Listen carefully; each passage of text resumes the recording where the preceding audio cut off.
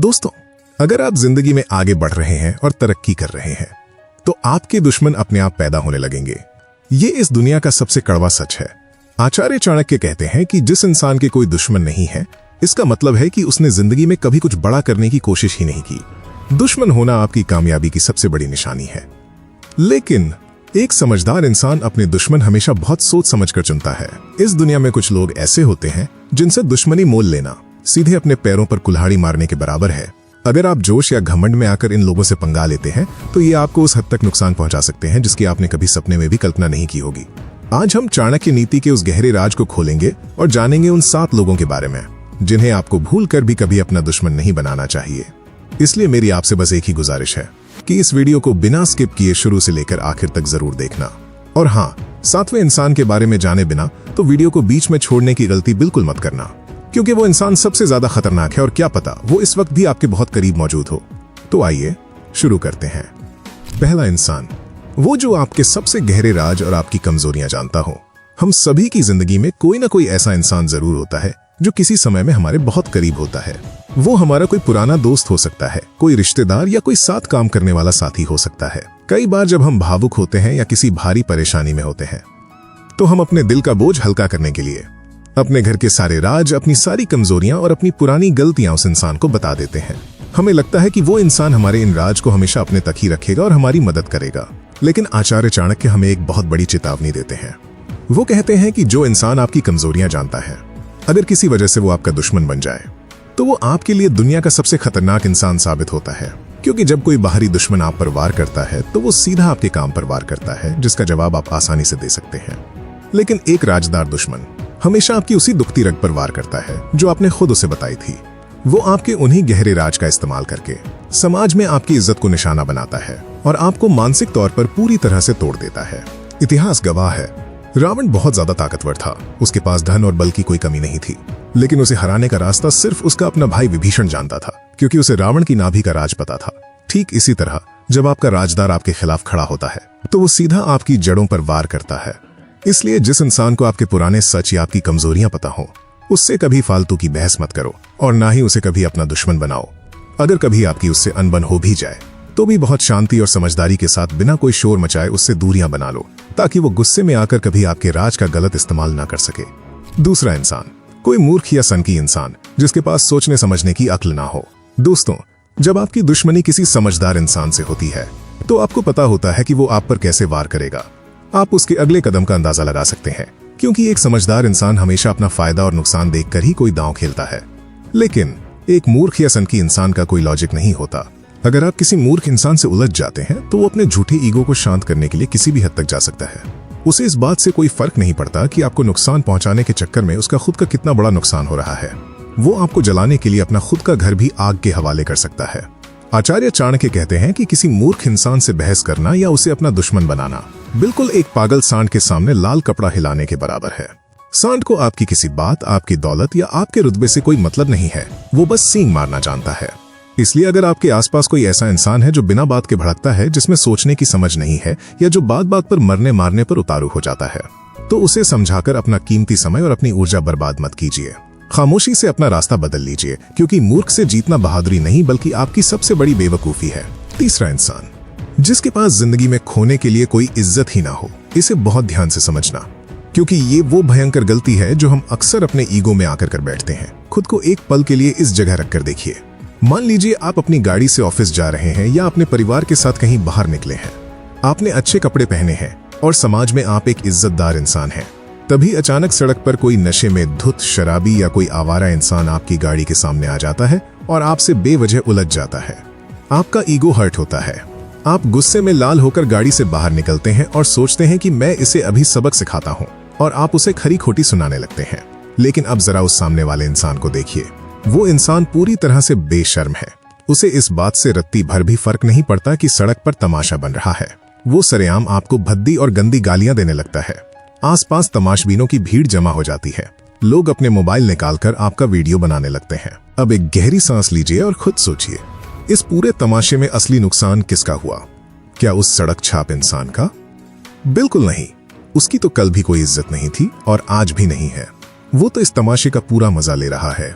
लेकिन आपकी तरफ देखिए, आपकी वो इज्जत, आपका वो रुतबा जो आपने सालों की कड़ी मेहनत और ईमानदारी से कमाया था, वो सिर्फ 2 मिनट के फालतू गुस्से में बीच सड़क पर कौड़ियों के भाव नीलाम हो गया।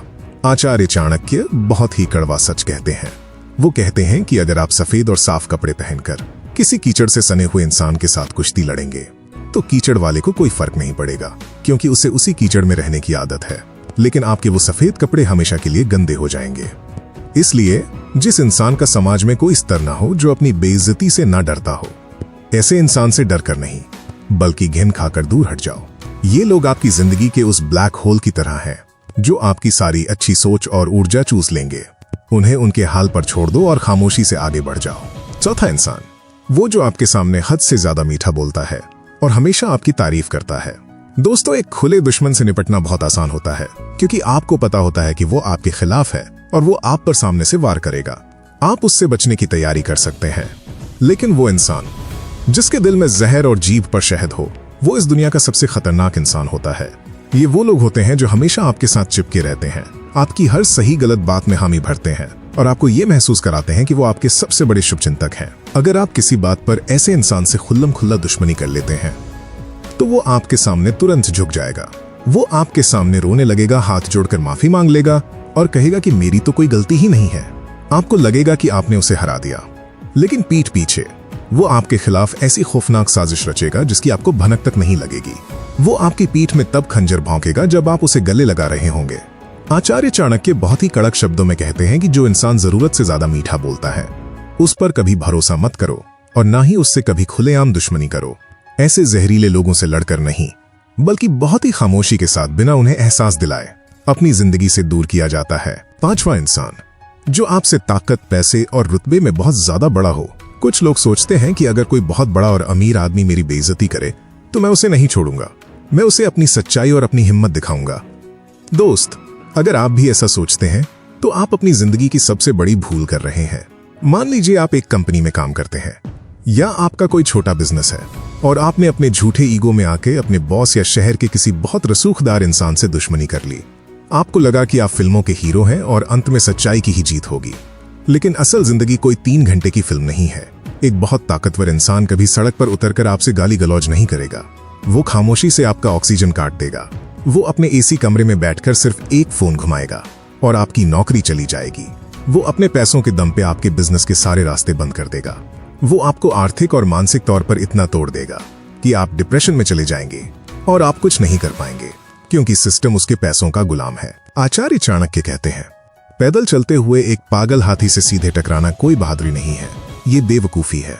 हाथी का कुछ नहीं बिगड़ेगा, लेकिन आपकी हड्डियां जरूर टूट जाएंगी। तो क्या उस ताकतवर इंसान के सामने हमेशा के लिए घुटने टेक दें? बिल्कुल नहीं। चाणक्य नीति कहती है, जब दुश्मन आपसे कई गुना बड़ा और ताकतवर हो तो उस वक्त के लिए शांत हो जाओ, पीछे हटो, अपने गुस्से को एक बोतल में बंद करो और खुद को इतना ताकतवर बनाओ कि अगली बार जब वार करो तो वो हाथी भी संभल ना पाए। ताकतवर दुश्मन को गुस्से से नहीं बल्कि दिमाग और सही वक्त के इंतजार से हराया जाता है। जब तक आप खुद एक साम्राज्य नहीं बना लेते तब तक बड़े लोगों से दुश्मनी पालने का शौक अपनी लिस्ट से निकाल दो। छठा इंसान, जो आपकी बेइज्जती सहकर भी पूरी तरह खामोश रहता है। हमारी सबसे बड़ी गलतफहमी ये होती है कि जो इंसान हमारी बातों का तुरंत जवाब नहीं देता या जो हमसे लड़ता नहीं है, हम उसे कमजोर या डरा हुआ मान लेते हैं।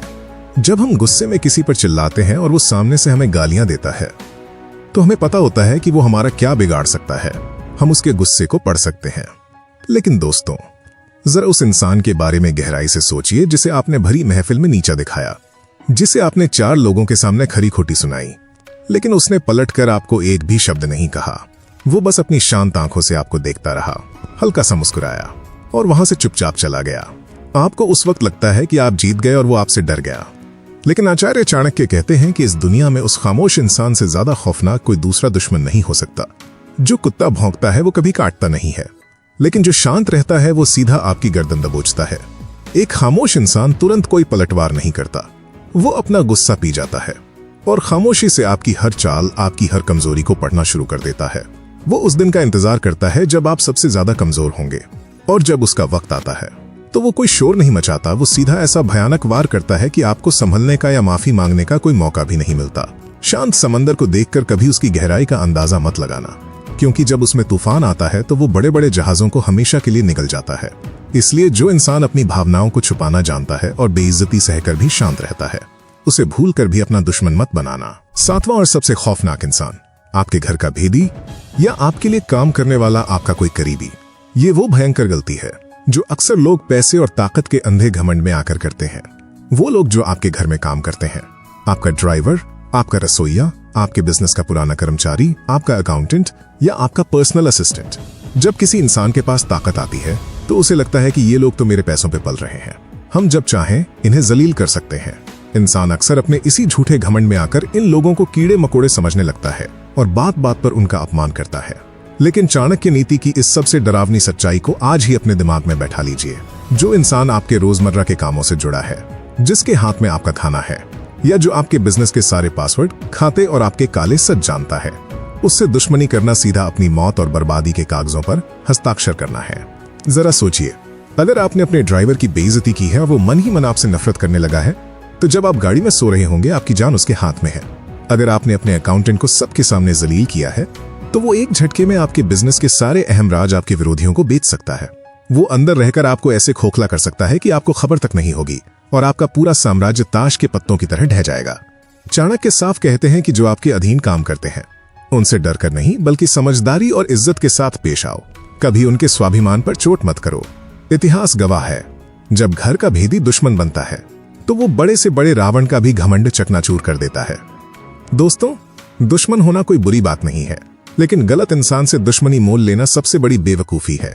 एक शेर की तरह ताकतवर बनो, खामोशी से अपना साम्राज्य बनाओ, लेकिन अपनी ताकत का इस्तेमाल बेवजह सड़क के कुत्तों से लड़ने या किसी कमजोर को दबाने में मत करो। नीचे कमेंट में पूरे आत्मविश्वास और एक दहाड़ के साथ लिखो, मैं अपने दुश्मनों से ज्यादा समझदार हूं, ताकि ये बात आपके दिमाग में हमेशा के लिए बैठ जाए। और मुझे कमेंट में बहुत ही ईमानदारी से बताना कि इन 7 में से आपको सबसे खतरनाक दुश्मन कौन सा लगा। क्या कभी आपका सामना ऐसे किसी खामोश या मीठा बोलने वाले इंसान से हुआ है? अगर इस वीडियो ने आपके सोचने का नजरिया बदला है तो वीडियो को अभी लाइक करें। इंसानी दिमाग और दुश्मनों को हराने की कूटनीति के ऐसे ही गहरे राज जानने के लिए आपकी स्क्रीन पर जो डार्क साइकोलॉजी और चाणक्य नीति की प्लेलिस्ट आ रही है, उस पर अभी क्लिक करें। इस धोखेबाज और जालिम दुनिया में खुद को हमेशा 2 कदम आगे रखने के लिए चैनल को सब्सक्राइब करके घंटी का निशान जरूर दबाएं। आइए, मैं आपसे उसी प्लेलिस्ट के अगले वीडियो में मिलता हूं। जय हिंद, जय भारत।